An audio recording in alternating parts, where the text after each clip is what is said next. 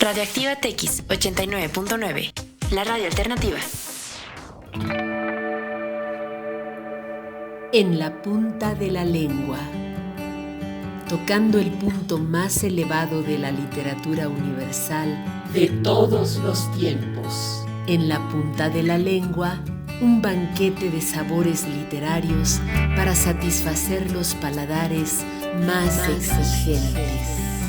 En la punta de la lengua, llega hasta tu oído desde el corazón mismo de Tequisquiapan, en la voz de tu amiga Cristina Michaus e invitados. Déjate consentir con esta exquisita selección de genios literarios y musicales, brindándole un merecido masaje a tus neuronas. En la punta de la lengua. En la punta de En la la lengua. punta de la lengua. En la punta de la En la lengua. punta de la lengua. ¿Qué tal, amigos? ¿Cómo están? El día de hoy tenemos un programa de En la punta de la lengua muy diferente a todos los que hemos realizado. La razón está muy cerca, para ser exactos, la semana pasada se celebra en México desde hace muchísimo tiempo, en el calendario escolar y en el calendario cívico, el llamado Día de la Raza. También se le llamó por un tiempo el Encuentro de Dos Mundos. Ese 12 de octubre que se decidió conmemorar la llegada de Colón a América, el descubrimiento de nuestra cultura madre en este territorio por parte de esa otra cultura que llegó de fuera y que llegó para conquistar y para transformar y para romper y, de ser posible, aniquilar todo lo que encontraron a su paso. Mucho tiempo después hemos empezado a tomar conciencia de que no hay nada que celebrar. De hecho, en el famoso Encuentro de los Mundos, cuando se celebraron los 500 años de la llegada y el advenimiento de esta cultura europea a las tierras americanas, muchas gentes dijimos, no hay nada que celebrar. En general, en nuestro país se han manejado diferentes términos, diferentes conceptos sobre esta mixtura, esta mezcla de sangres en nuestro país. Primordialmente la sangre española y la sangre indígena, sin entender ni considerar las variedades, las diferencias que existían y existen aún entre los diferentes pueblos que conforman este país. Como decía el maestro Ricard Salvat y Ferré, México, más que un país, es un continente. En este continente habitan pueblos y naciones muy diversos, inclusive al día de hoy. Inclusive en el estado de Querétaro hay diferentes pueblos que hablan diferentes lenguas, que tienen diferentes costumbres y culturas tremendamente respetables, profundas, arraigadas, con su propia sensibilidad, con su propio matiz. Es por eso que el día de hoy hemos decidido dedicar este programa a una escritora con una visión preclara de todas estas circunstancias. Ella es el equivalente a Juan Rulfo y probablemente un poco más allá de Juan Rulfo. Me atrevo a decirlo, porque la obra de Rosario Castellanos, dicho por el mismo Juan Rulfo, era una obra perfecta, una obra que podía hacerle la radiografía al panorama de la variedad cultural en nuestro país. Rosario Castellanos, a pesar de haber trabajado en el Instituto Nacional Indigenista y haber participado en actividades de esa tendencia llamada indigenismo, ella misma no era indigenista. Porque, entendámoslo así, ¿qué cosa es ser indigenista? Es una forma que al final no tiene más que el desprecio y la actitud despectiva y supremacista de una raza sobre otra. El indigenismo es casi como esa dádiva, esa mirada bondadosa y llena de conmiseración, que no compasión, hacia hermanos y seres de pueblos que tienen otro color de piel, otra forma de comer, otras costumbres. Rosario entendió eso perfectamente. Su concepto humanista fluía por sus venas y también su concepto feminista, de una manera poco común, de una manera extraordinaria. Y ella, viviendo en Chiapas, tuvo la oportunidad de ver esta lucha, este cerco que tenían algunas de las etnias, por así llamarle, que vivían alrededor de su casa, alrededor de su ciudad. Ella conoció a las personas que vivían en su casa, en su hacienda, en la hacienda donde creció, y ella misma se pudo identificar con la forma en la que se discriminaba a las personas de pueblos originarios.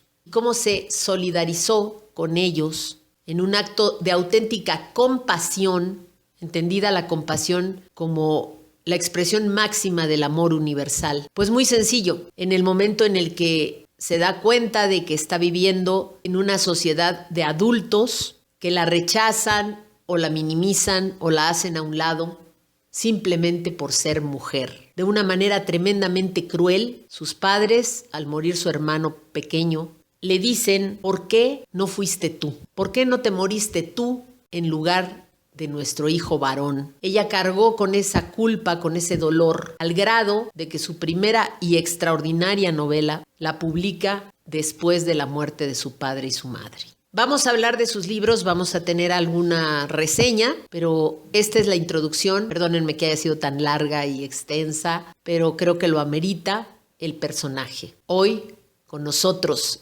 en la punta de la lengua, una de las mujeres más talentosas que han pisado nuestro suelo patrio, Rosario Castellanos.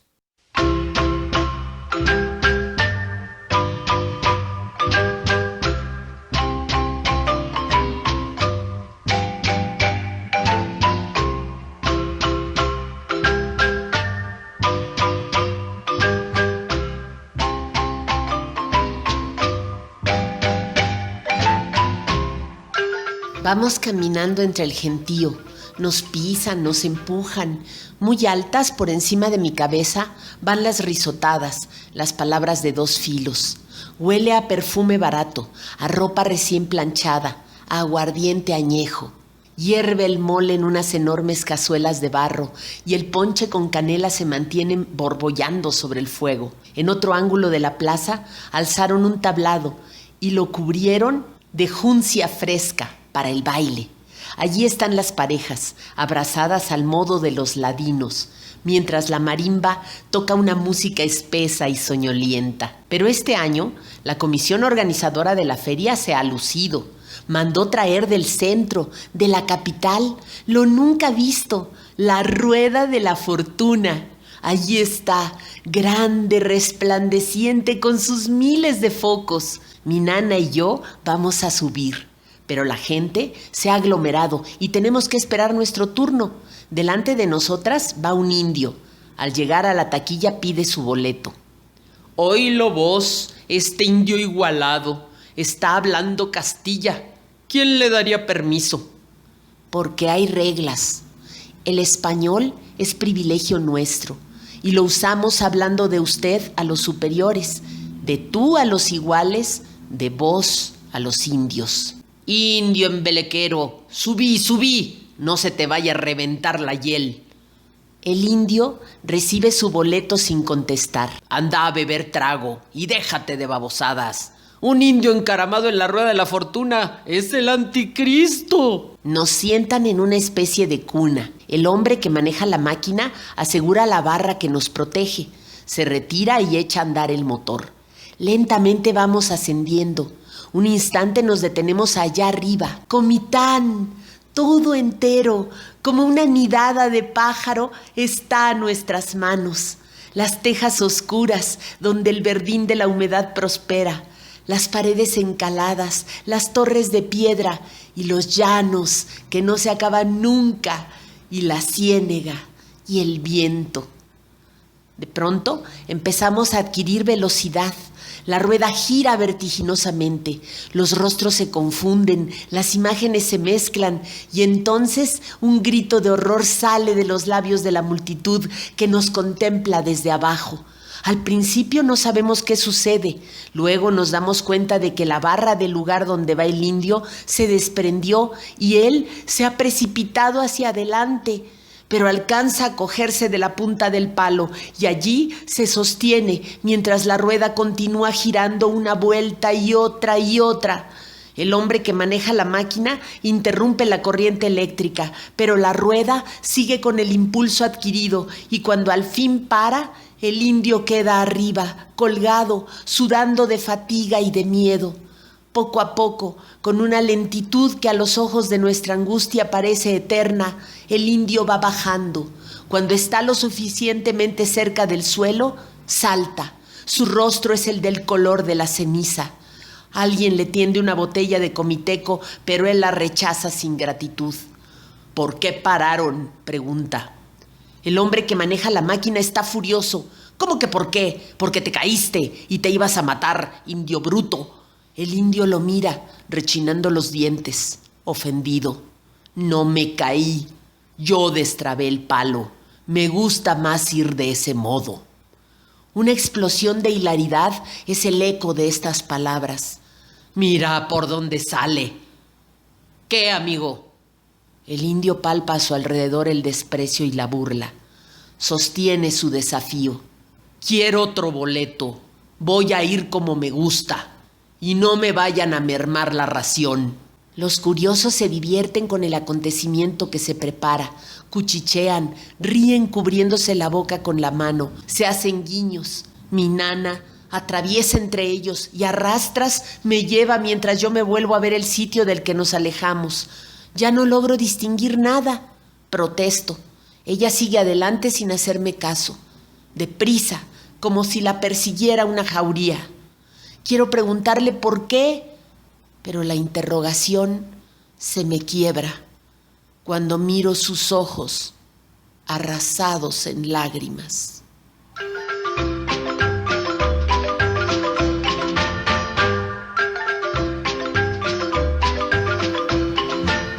Un querem venía de la caballeriza jalando por el cabestro dos bestias briosas, ligeras, ensilladas como para las faenas del campo. César y Ernesto descendieron los escalones que separan el corredor de la majada. Montaron y a trote lento fueron alejándose de la casa grande. El querem corría delante de ellos para abrir el portón y dejarles paso libre. Todavía cuando iban por la vereda que serpentea entre los jacales, su paso despertaba el celo de los perros, flacos, rascándose la sarna y las pulgas, ladrando desaforadamente. Las mujeres que molían el maíz arrodilladas en el suelo suspendieron su tarea y se quedaron quietas, con los brazos rígidos como sembrados en la piedra del metate, con los senos flácidos colgando dentro de la camisa, y los miraron pasar a través de la puerta abierta del jacal o de la rala trabazón de carrizos de las paredes. Los niños, desnudos, panzones, que se revolcaban jugando en el lodo confundidos con los cerdos, volvían a los jinetes su rostro chato, sus ojos curiosos y parpadeantes. Ahí están las indias a tu disposición, Ernesto. A ver cuándo una de estas criaturas resulta de tu color. A Ernesto le molestó la broma, porque se consideraba rebajado al nivel de los inferiores. Respondió secamente. Tengo malos ratos, pero no malos gustos, tío. Eso dices ahora. Espera que pasen unos meses para cambiar de opinión. La necesidad no te deja escoger. Te lo digo por experiencia. ¿Usted? ¿Qué? ¿Te extraña? ¿Yo? Todos. Tengo hijos regados entre ellas. Les había hecho un favor. Las indias eran más codiciadas después. Podían casarse a su gusto. El indio siempre veía en la mujer la virtud que le había gustado al patrón, y los hijos eran de los que se apegaban a la casa grande y de los que servían con fidelidad. Ernesto no se colocaba para juzgar del lado de las víctimas, no se incluía en el número de ellas. El caso de su madre era distinto. No era una india, era una mujer humilde del pueblo, pero blanca. Y Ernesto se enorgullecía de la sangre de Argüello. Los señores tenían derecho a plantar su raza donde quisieran. El rudimentario, el oscuro sentido de justicia que Ernesto pudiera tener quedaba sofocado por la costumbre, por la abundancia de estos ejemplos que ninguna conciencia encontraba reprochables, y además por la admiración profesada a este hombre que con tan insolente seguridad en sí mismo cabalgaba delante de él. Como deseoso de ayudar, guardando el secreto, preguntó: ¿Doña Zoraida lo sabe? Pero su complicidad era innecesaria. ¿Qué? ¿Lo de mis hijos? Por supuesto. Habría necesitado ser estúpida para ignorar un hecho tan evidente. Además, toda mujer de ranchero se atiene a que su marido es el semental mayor de la finca. ¿Qué santo cargado tenía Zoraida para ser la única excepción? Por lo demás, no había motivo de enojo. Hijos como esos, mujeres como esas, no significan nada. Lo legal es lo único que cuenta.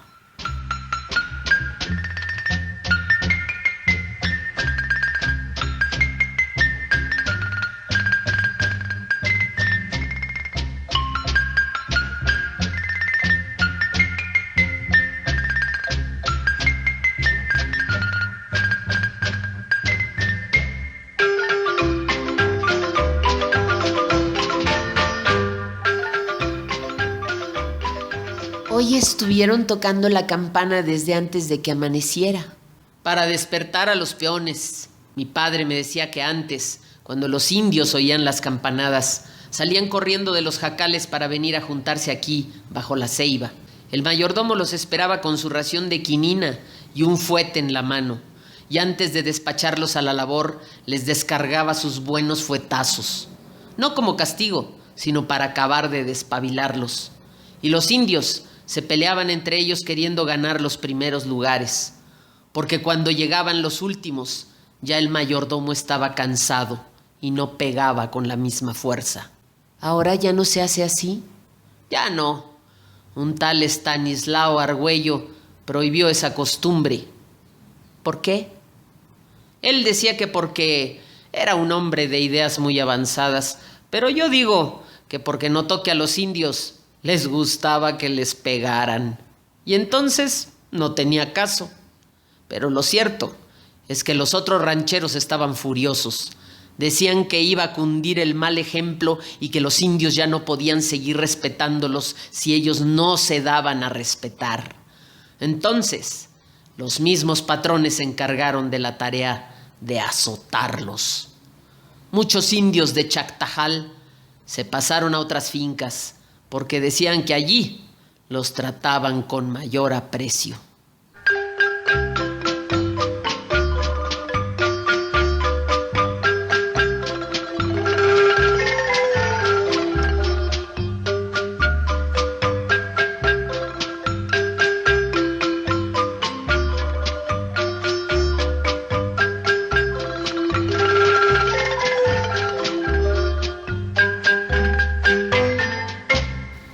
Mi nana me lleva aparte para despedirnos.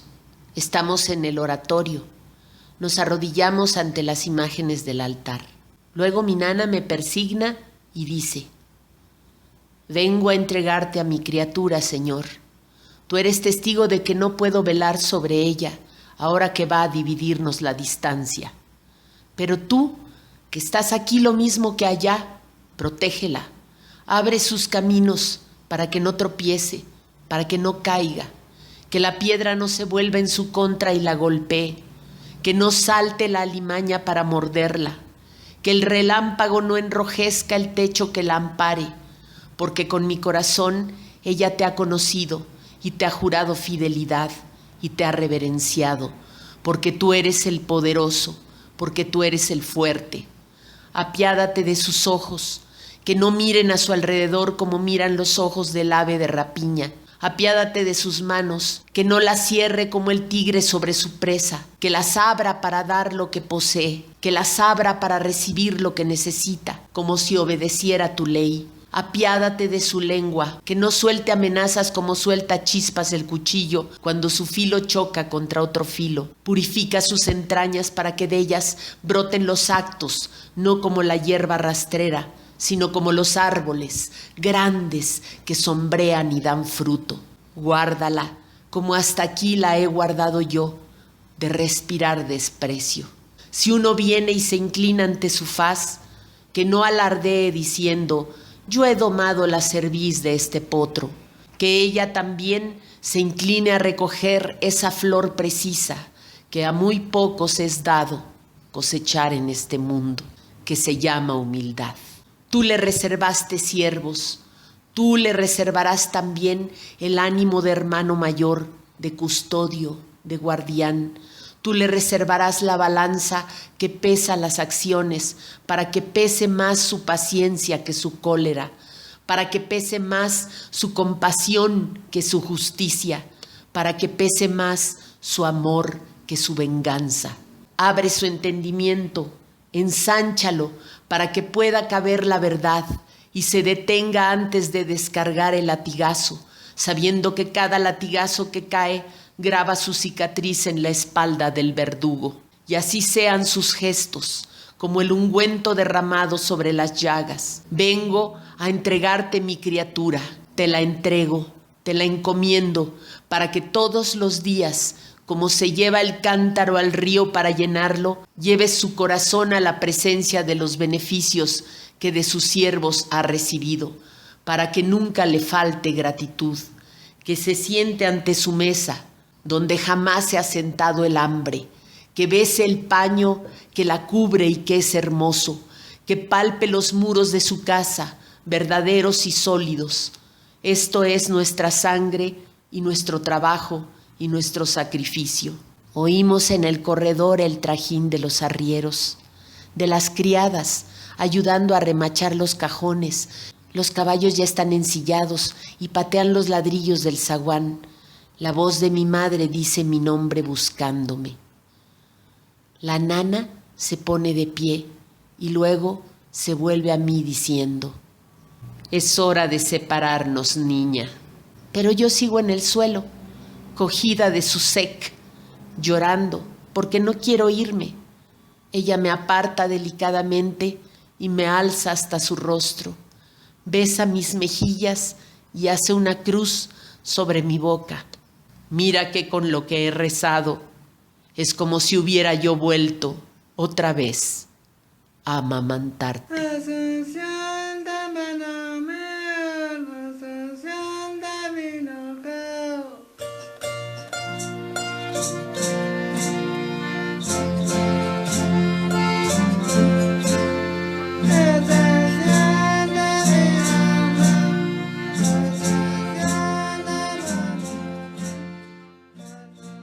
Rosario Castellanos nació el 25 de mayo de 1925 en la Ciudad de México. A pesar de que fue una de las escritoras mexicanas más reconocidas a nivel nacional e internacional, ella rehuía las clasificaciones de indigenismo y feminista, porque su literatura abordaba ambas temáticas sin apegarse a un programa de ideas específico y, sobre todo, sin idealizar a los personajes como hemos escuchado en los textos anteriores. Déjenme decirles que se graduó de maestra en filosofía en la Universidad Nacional Autónoma de México en 1950 y más tarde fue a Madrid, a la universidad, donde tomó cursos de estética y estilística. Esto es bien importante a la hora de empezar a escribir, chavos, los que les interese este oficio. Definitivamente en la Facultad de Filosofía y Letras, por ejemplo, de la UNAM, han reconocido la importancia al grado de que estética se convirtió en una carrera. Posteriormente se inició en la literatura como poeta, pero su primer libro, de Balún Canán, que hemos estado escuchando fragmentos, y después Ciudad Real, que fue un libro de cuentos, Oficio de Tinieblas, su segunda novela, podríamos decir que forman una trilogía de las más importantes en el tratamiento de la reivindicación indígena en la literatura mexicana. También, se convirtió en un símbolo de la lucha feminista aunque nunca se declaró como tal. Les voy a leer un fragmentito de un artículo más extenso que se ha publicado por Marta Rojas en la revista Contrarréplica. Dice así: cuando llegué a casa busqué un lápiz y con mi letra inhábil y torpe fui escribiendo el nombre de Mario. Mario en los ladrillos del jardín, Mario en las paredes del corredor, Mario en las páginas de mis cuadernos, porque Mario está lejos y yo quisiera pedirle perdón. Para Rosario Castellanos, Mario era Benjamín, su hermano muerto, que la hizo desear haber nacido hombre, a causa de que años más tarde adoptara el feminismo y el indigenismo, no como una forma de entender el mundo, sino como una manera de estar en él. Mario era ese pesar que a lo largo de todas las páginas de Balún Canán revela las preocupaciones de una mujer, primero chiapaneca, con aspiraciones intelectuales, de una niña que al cobijo de su nana Setzal había aprendido el mundo desde lo otro, sumiéndose en una campaña de reivindicación social que la hizo ceder a las comunidades a la muerte de su padre, o sea, cuando murió su papá, le cedió a las comunidades indígenas las tierras que éste le había heredado en los altos de Chiapas. Un acto de justicia alentado por la entonces reforma agraria. Para que se den ustedes cuenta de cuando alguien es consecuente con sus actos. Por eso, Balún Canán, publicada en 1957, también fue una revelación de la vida de una escritora marcada por el desprecio paternal, como les había yo comentado en un principio, y después, siguiendo las tradiciones costumbristas de los terratenientes, designaron a una niña indígena para que se hiciera cargo de Rosario cuando los juguetes monótonos e infinitos que los occidentales usan le aburrían. Desde ese momento, hasta su enlace con el también filósofo Ricardo Guerra, Rosario estuvo acompañada por María Escandón, una mujer de origen tzotzil, a quien su extravagante matrimonio con un hombre que de vez en cuando le contestaba las cartas, la había dejado pues como huérfana a esta mujer, esta hermosa compañera de vida, María Escandón. Para Rosario, el encuentro con Ricardo Guerra había sido hasta entonces el más aparatoso, el más sincero de los amores. Con 33 años contrajo nupcias con quien alguna vez fue su profesor. Tras 2 abortos en 1961, abortos pues desgraciadamente debidos a su salud, se hizo madre de Gabriel Guerra Castellanos. Por fin tuvo a este bebé. Y después tuvo que liquidar, por así decirlo, a María Escandón, como la tradición manda. O la tradición y un divorcio del señor Guerra, al cual le dedicaría largas epístolas que se convirtieron en otro libro. Y déjenme decirles que al quedarse sin María Escandón, pues de alguna manera Rosario Castellanos se queda sin su alma gemela. Muchos años después se le cuestionó a Rosario Castellanos que nunca había querido alfabetizar a María Escandón, porque el personaje de María Escandón aparecía en el libro de cuentos llamado Ciudad Real, que retomaba el antiguo nombre de San Cristóbal de las Casas, y en el que la chiapaneca, Rosario Castellanos, daba cuenta de las amargas contradicciones de las que están hechos los hombres que rigen este mundo, ¿no? Contradicciones de un mundo ahogado por la miseria y olvidado por Dios, que determinan una frontera de supervivencia. Por eso en Ciudad Real retoma el universo indígena, pero esta vez dotado de esa fuerza y esa realidad que hace que un hombre borracho golpee a su mujer y luego salga a comprar comida, por ejemplo. La mítica de lo real, la conciencia del mestizaje y la importancia de la liberación.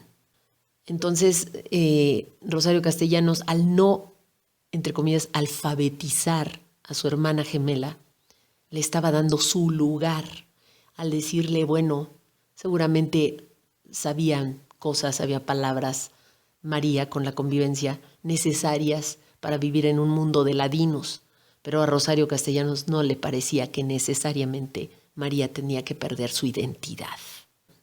Respecto a esto, es prudente resaltar que fue la primera feminista descarada entre las escritoras mexicanas que con un vigor y precisión intelectual aunados a su sensualidad se convierte en una de las primeras mujeres que a través de la escritura se hace visible dentro de la cultura machista, ¿no? El último cargo público que ocupó Rosario Castellanos fue de embajadora de México en Israel, como hemos comentado, y en la ceremonia donde fue nombrada el 15 de febrero del 71, Rosario pronuncia un discurso que hay que revisarlo porque puede ser el punto de partida del feminismo en México, y su propio cambio de actitud fue radical.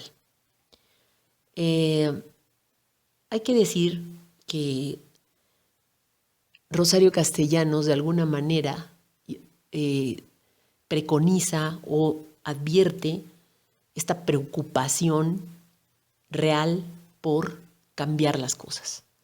Y hay muchos estudiosos que la consideran como una anticipadora de lo que sería el Movimiento Zapatista de Liberación Nacional, el EZLN.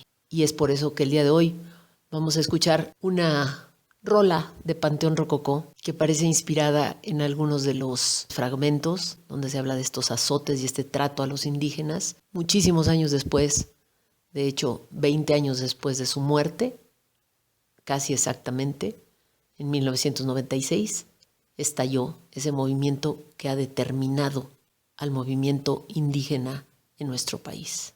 Escuchemos esta rola de Panteón Rococó. Cuando bajamos de las montañas cargando en nuestras mochilas a nuestros muertos y a nuestra historia, venimos a la ciudad a buscar la patria que nos había olvidado en el último rincón del país, el rincón más solitario, el más pobre, el más sucio, el peor.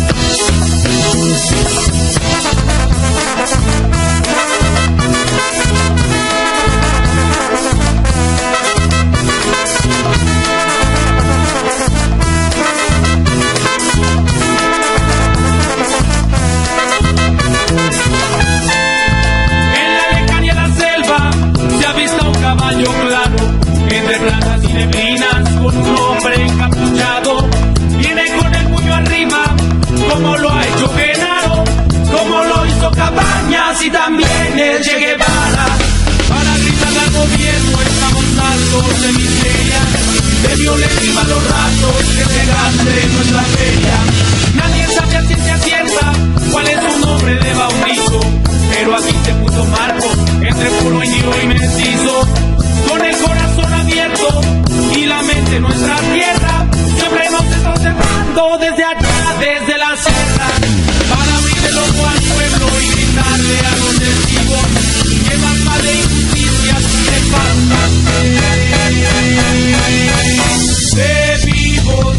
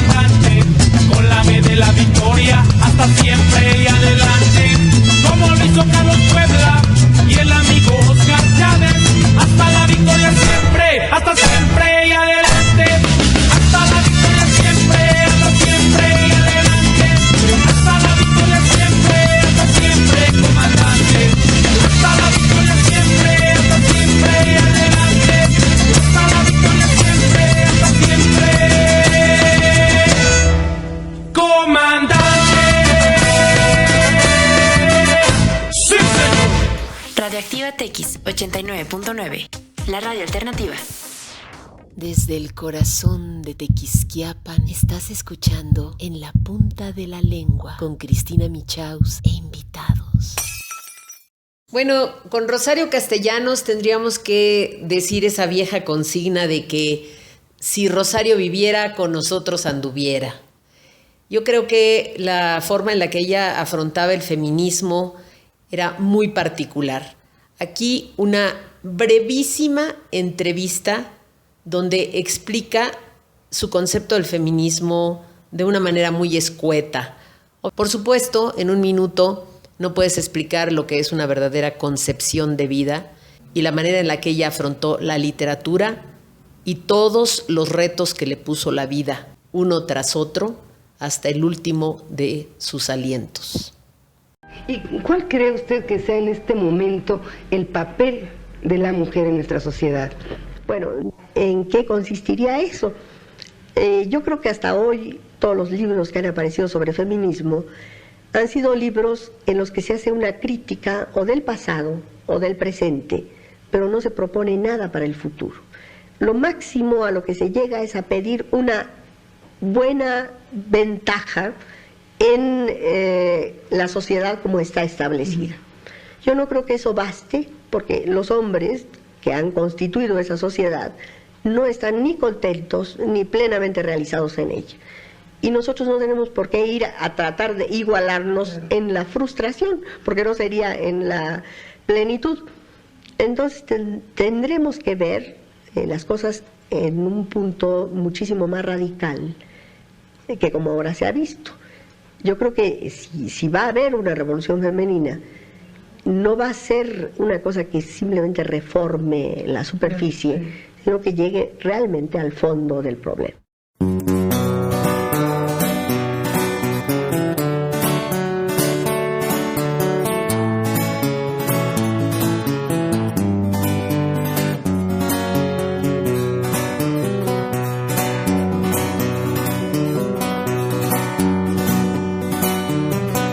Que tiemble el Estado, los cielos, las calles, que teman los jueces y los judiciales. Hoy a las mujeres nos quitan la calma, nos sembraron miedo, nos crecieron alas. A cada minuto de cada semana nos roban amigas, nos matan hermanas, destrozan sus cuerpos, los desaparecen. No olvides sus nombres, por favor, señor presidente. Por todas las compas marchando en Reforma, por todas las morras peleando en Sonora, por las comandantas luchando por Chiapas, por todas las madres buscando en Tijuana. Cantamos sin miedo, pedimos justicia, gritamos por cada desaparecida.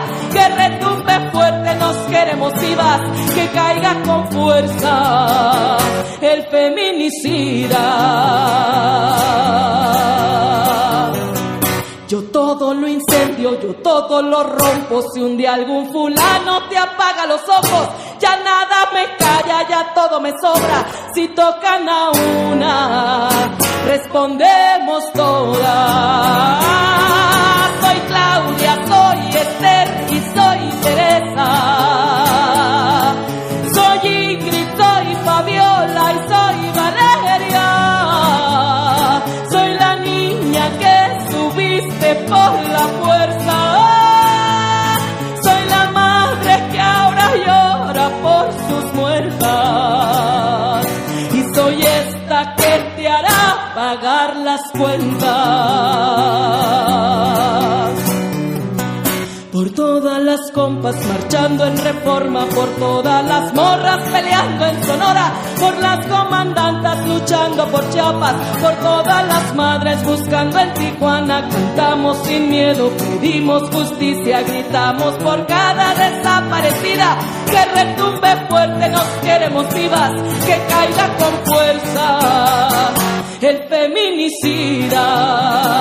Que caiga con fuerza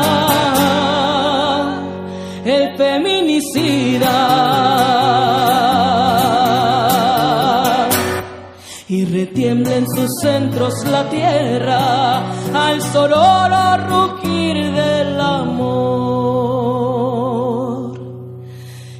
que tiembla en sus centros la tierra al sonoro rugir del amor.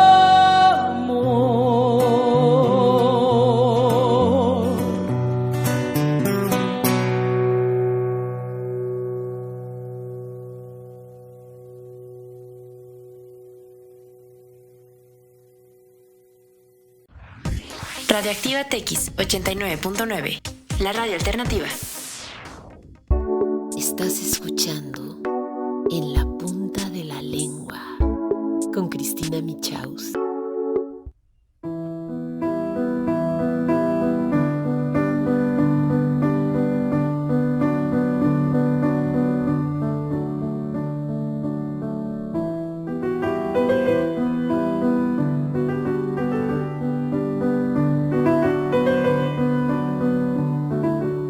Matamos lo que amamos.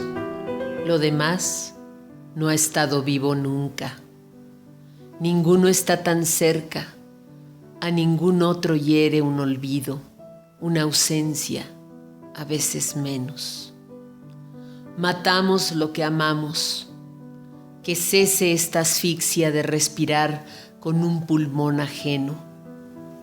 El aire no es bastante para los dos. Y no basta la tierra para los cuerpos juntos. Y la ración de la esperanza es poca, y el dolor no se puede compartir. El hombre es ánima de soledades, ciervo con una flecha en el ijar que huye y se desangra. Ah, pero el odio, su fijeza insomne de pupilas de vidrio, su actitud que es a la vez reposo y amenaza. El ciervo va a beber y en el agua aparece el reflejo del tigre. El ciervo bebe el agua y la imagen. Se vuelve antes de que lo devoren, cómplice, fascinado, igual a su enemigo. Damos la vida solo a lo que odiamos.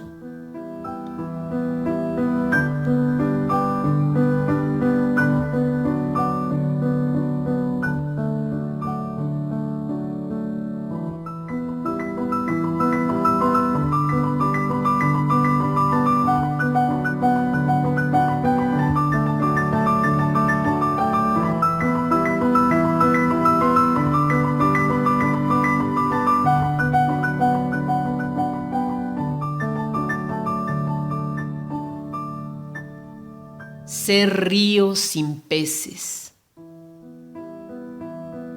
Ser de río sin peces. Esto he sido. Y revestida voy de espuma y hielo. Ahogado y roto llevo todo el cielo y el árbol se me entrega malherido. A dos orillas del dolor uncido va mi caudal a un mar de desconsuelo. La garza de su estero es alto vuelo y adiós y breve sol desvanecido. Para morir sin canto, ciego, avanza mordido de vacío y añoranza.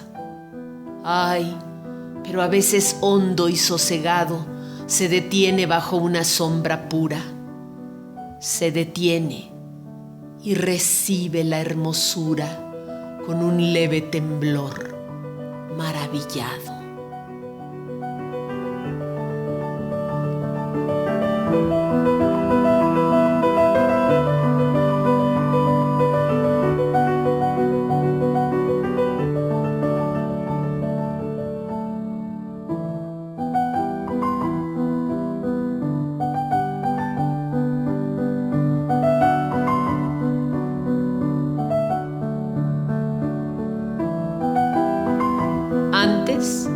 Cuando me hablaba de mí misma decía, si yo soy lo que soy y dejo que en mi cuerpo, que en mis años suceda ese proceso que la semilla le permite al árbol y la piedra a la estatua, seré la plenitud.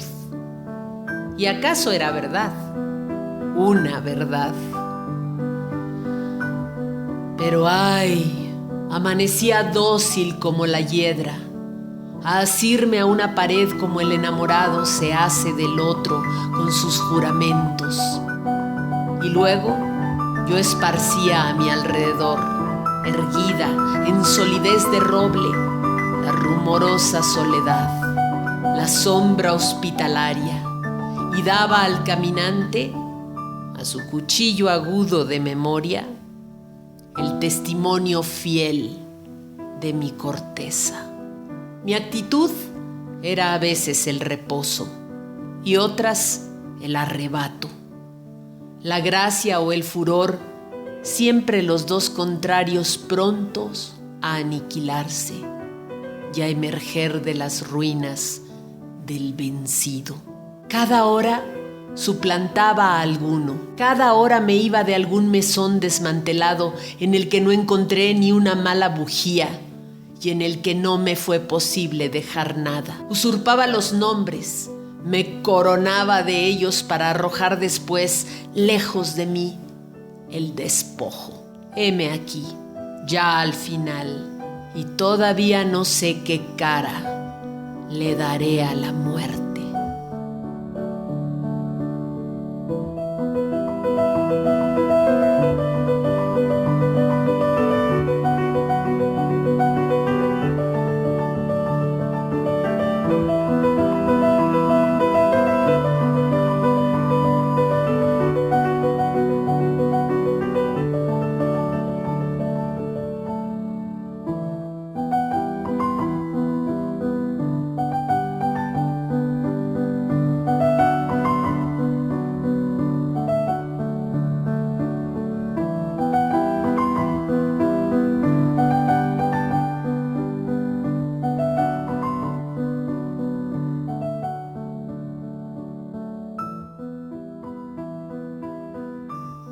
Considera, alma mía, esta textura áspera al tacto, a la que llaman vida.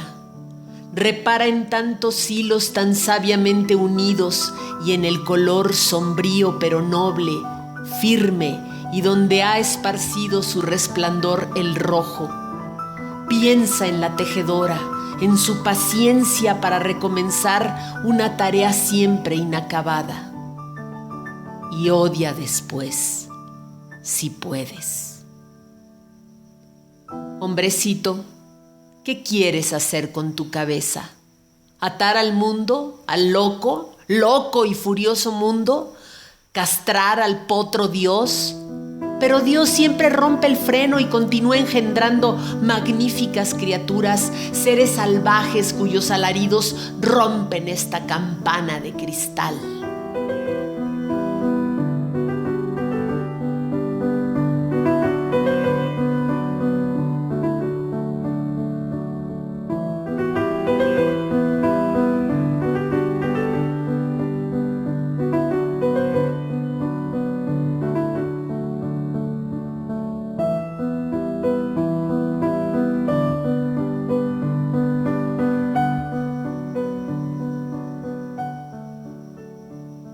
Sentadito en la sombra, solemne con tu bocio exoftálmico, cruel, en apariencia al menos debido a la hinchazón de los párpados, frío,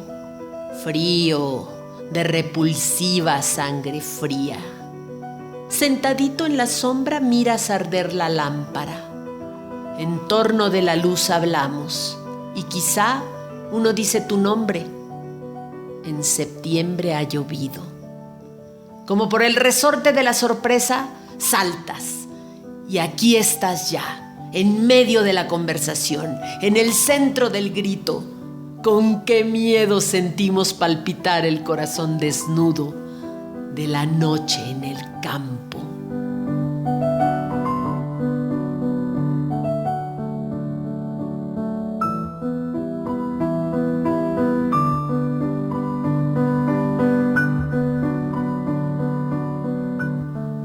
Miro las herramientas, el mundo que los hombres hacen, donde se afanan, sudan, paren, cohabitan. El cuerpo de los hombres prensado por los días, su noche de ronquido y de zarpazo, y las encrucijadas en que se reconocen. Hay ceguera y el hambre los alumbra, y la necesidad más dura que metales. Sin orgullo, ¿qué es el orgullo? ¿Una vértebra que todavía la especie no produce? Los hombres roban, mienten, como animal de presa olfatean, devoran y disputan a otro la carroña. Y cuando bailan, cuando se deslizan, o cuando burlan una ley, o cuando se envilecen, sonríen, entornan levemente los párpados, contemplan el vacío que se abre en sus entrañas y se entregan a un éxtasis vegetal, inhumano. Yo soy de alguna orilla, de otra parte. Soy de los que no saben ni arrebatar ni dar. Gente a quien compartir es imposible. No te acerques a mí, hombre que haces el mundo. Déjame, no es preciso que me mates. Yo soy de los que mueren solos, de los que mueren de algo peor que la vergüenza. Yo muero de mirarte y no entender.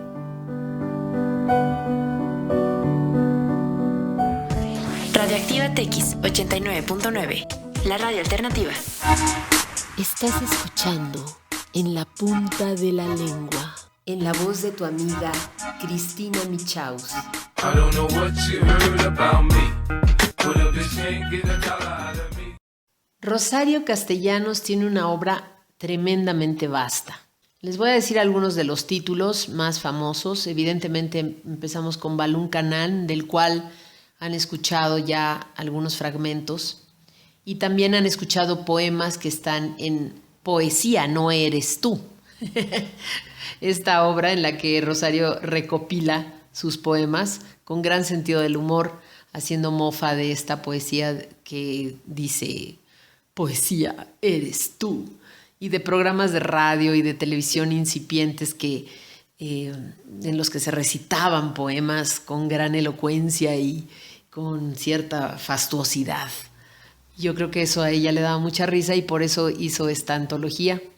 También Meditación en el umbral, El eterno femenino, Mujer que sabe latín, Rito de iniciación, Los convidados de agosto y un libro que me parece destacabilísimo que se llama Sobre cultura femenina. En él Rosario Castellanos pone en evidencia de qué manera la sociedad patriarcal forma unos moldes para que las mujeres los tengamos que seguir.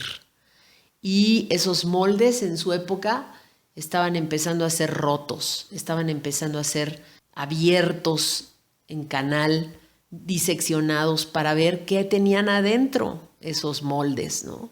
Y ella, con este libro sobre cultura femenina, que se los recomiendo ampliamente, van a encontrar esta posición que no es para nada moderada, como han dicho algunos, sino al contrario, tremendamente radical. Un ejemplo de esta radicalidad está en la propia voz de Rosario Castellanos, en este programa que se hizo como homenaje a ella en el Canal 22 en el 2007. Escúchenla, por favor, y con esto vamos a cerrar nuestro programa del día de hoy. Muchísimas gracias. El centro de la llama, mi centro. Aquí arder, hablar lo verdadero. Yo no me fui, no he vuelto. Yo siempre estuve aquí viviendo sin ayer, sin mañana, ni próximo ni lejos, este minuto único y eterno.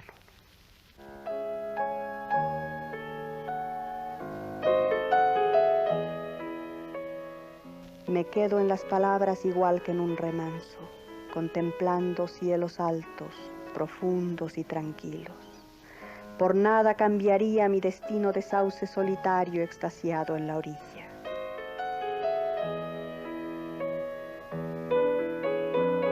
Si alguna vez me voy, me iré llevando una mirada limpia donde los otros beban el resplandor ausente. Es necesario a veces encontrar compañía. Amigo, no es posible ni nacer ni morir sino con otro. Es bueno que la amistad le quite al trabajo esa cara de castigo y a la alegría ese aire ilícito de robo. ¿cómo podrías estar solo a la hora completa en que las cosas y tú hablan y hablan hasta el amanecer? Para el amor no hay cielo, amor, solo este día, este cabello triste que se cae cuando te estás peinando ante el espejo, esos túneles largos que se atraviesan con jadeo y asfixia, las paredes sin ojos, el hueco que resuena de alguna voz oculta y sin sentido. Para el amor no hay tregua, amor. La noche no se vuelve de pronto respirable. Y cuando un astro rompe sus cadenas y lo ves zigzaguear loco y perderse, no por ello la ley suelta sus garfios.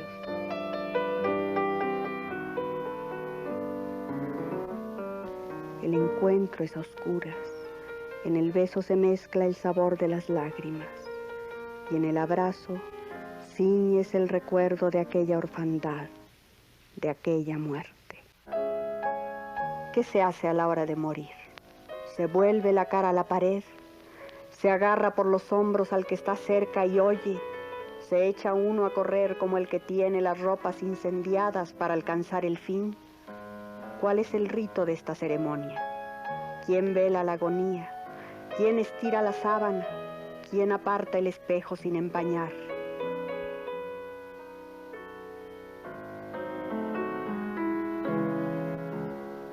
Porque a esta hora ya no hay madre y deudos, ya no hay sollozo, nada más que un silencio atroz.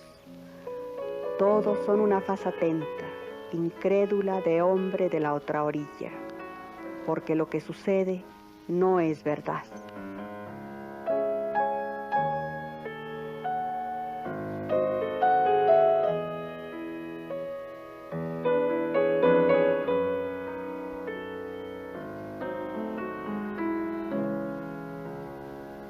En la punta de la lengua, tocando el punto más elevado de la literatura universal de todos los tiempos.